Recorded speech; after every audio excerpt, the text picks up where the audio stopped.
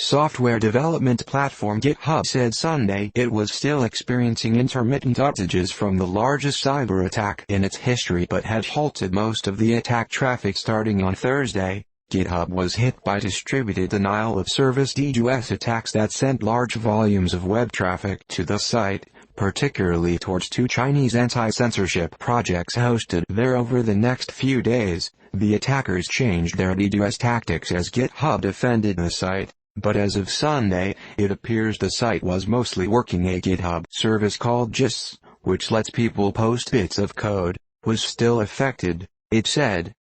On Twitter, GitHub said it continued to adapt its defenses. The attacks appeared to focus specifically on two projects hosted on GitHub, according to a blogger who goes by the nickname of ANTHRX on the Chinese and English language computer security forum. One project mirrors the content of the New York Times for Chinese users, and the other is run by Grey8Thero.org, a group that monitors websites censored by the Chinese government and develops ways for Chinese users to access banned services. China exerts strict control over internet access through its Great Firewall, a sophisticated ring of networking equipment and filtering software.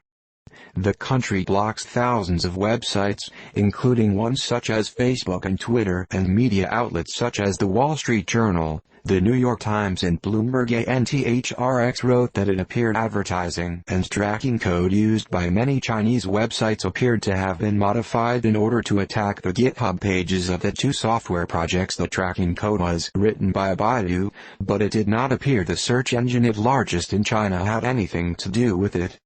Instead, ANTHRX wrote that some device on the border of China's inner network was hijacking HTTP connections to websites within the country. The Baidu tracking code had been replaced with malicious JavaScript that would load the two GitHub pages every 2 seconds.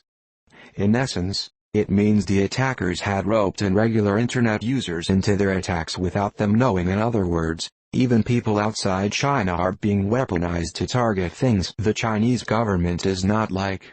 For example, freedom of speech. ANTHRX wrote GitHub has not laid blame for the attacks, writing on Saturday that based on reports we've received, we believe the intent of this attack is to convince us to remove a specific class of content. The attackers used a wide variety of methods and tactics, including new techniques that use the web browsers of unsuspecting, uninvolved people to flood GitHub.com with high levels of traffic. GitHub said in late December, China cut off all access to Google's Gmail service, after blocking Facebook's Instagram app, and the phone messaging app Line.